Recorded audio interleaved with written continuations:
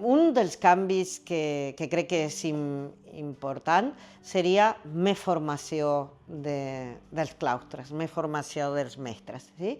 Però jo crec que hi ha una altra part que crec que és molt important d'impulsar els canvis, que és impulsar els canvis de mentalitat dels mestres.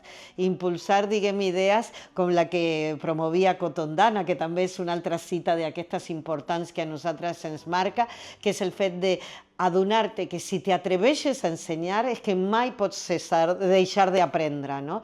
I jo crec que els canvis que impulsaria són difícils de preguntar, perquè per una banda, òbviament, demanaria a l'administració que posi tot el que té al seu abast per aconseguir que els mestres que volen es formen, però també crec que aquest canvi implicaria que els mestres han de ser molt més conscients que no poden viure tota la seva vida professional amb el que van aprendre en l'escola de magisteri.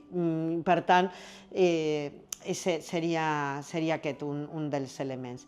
Un altre element que també crec que m'interessaria promocionar és fer més publicitat de materials de qualitat. No crec que n'hi hagi pocs materials de qualitat. Crec que podria haver més i sempre ens convidem entre professors a continuar elaborant materials de qualitat. Però crec que el problema no és que n'hi hagi pocs, sinó com el fem arribar a aquells mestres que no saben que aquests materials existeixen i que veuen en els materials més tradicionals els únics materials que el poden ajudar.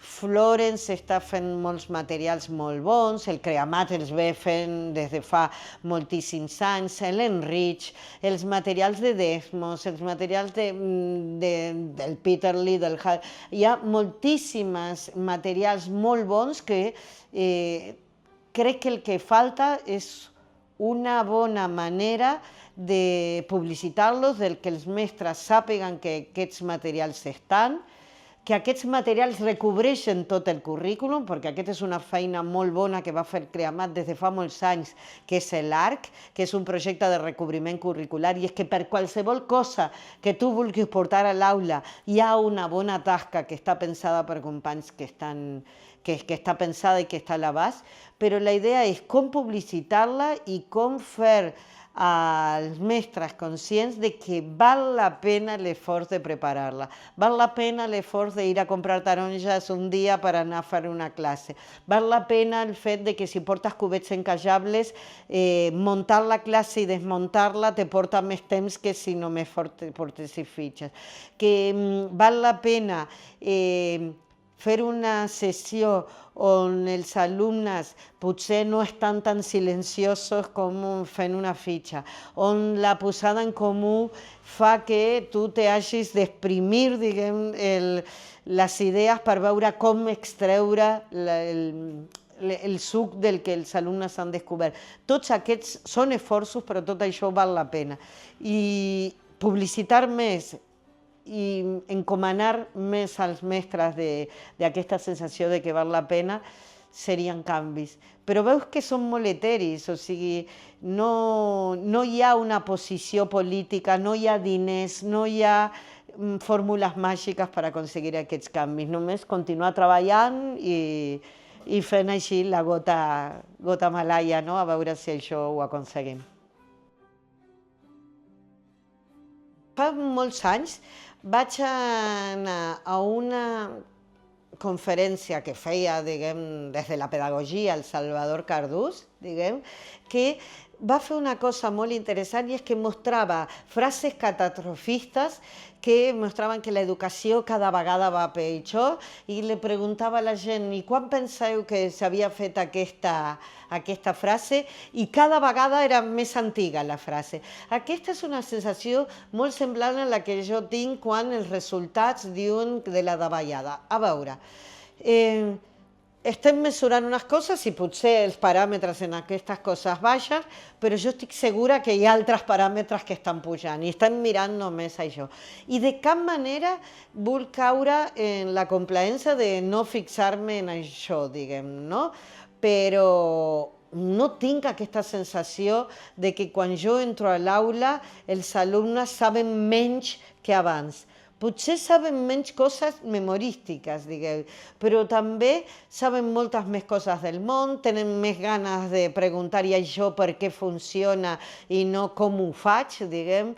Tenen molts indicadors d'èxit que crec que són una mica més intangibles i que la feina que tenim per davant, un dels reptes que tenim, que era una pregunta que m'havíeu fet en un altre moment, un dels reptes és mostrar més fora de les aules aquestes coses que són bones i que passen dintre de l'aula. Jo soc massa optimista, potser, però m'agrada perquè demà he d'anar a classe i crec que el deber que tenim amb la joventut és tenir una visió més positiva del que els depara, perquè si no, pobres, diguem, ser jove ha de ser molt difícil. Si els mestres i la societat li diem sempre que estan pitjor formats que abans i que tot, diguem, serà més difícil i que el món, diguem, se va en orris, diguem, crec que no és la feina d'un mestre. Hauria d'haver alumnes i hauria d'haver mestres amb ganes del que els seus alumnes aprenguin. I a vegades no n'hi ha prou amb les ganes del mestre, sinó que també hi ha d'haver alumnes que estiguin disposats a pensar i per això hem de trencar el mite aquell de que els alumnes van a classe de matemàtiques a imitar el seu professor. Però això no és una qüestió que sigui els alumnes d'avui no volen pensar, no. Nosaltres les hem portat aquesta idea de la imatge que tenen de les aules de matemàtica i, per tant, una de les primeres coses que hem de fer és aconseguir mestres que tinguin passió i que la demostren, alumnes que tinguin ganes de pensar. Aquests són els elements bàsics, però ha d'haver, diguem, tasques riques per fer, o sigui, ha d'haver un recobriment de tots aquests objectius que hem de complir curricularment cobert per tasques que facin aquests alumnes que descobreixen això, diguem, que els repti, que els desafiï, diguem, sí? Ha d'haver unes condicions edilícies bàsiques, diguem, no? Han d'estar còmodes, que si són 30 alumnes hi hagi lloc per moure's, per dir ara treballem en grups i que es puguin canviar i totes aquestes coses. Hi ha d'haver materials, ha d'haver fulls, ha d'haver ordinador com projector, ha d'haver cubets encajables, no en l'aula però sí que el puguis portar.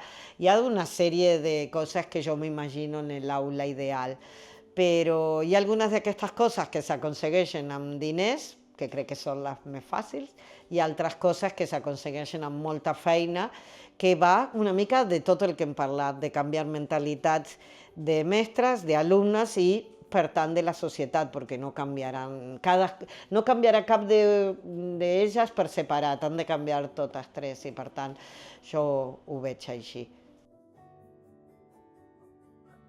Crec que si hagués de donar consells a un company, a una mestra jove, però també, diguem, a una mestra que vol deconstruir-se i canviar la seva pràctica, diguem, o transformar les seves aules, crec que els consells que li donaria els he dit en tota la conversa anterior, simplement els sintetitzo.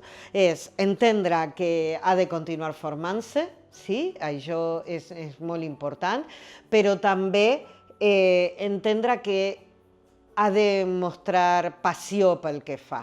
I aquests dos els ajunto en un sol consell, no oblidar-se mai que tu ets model pels teus alumnes. I per tant, els alumnes, si jo vull que els alumnes tinguin ganes d'aprendre, m'han de veure a mi que tinc ganes d'aprendre.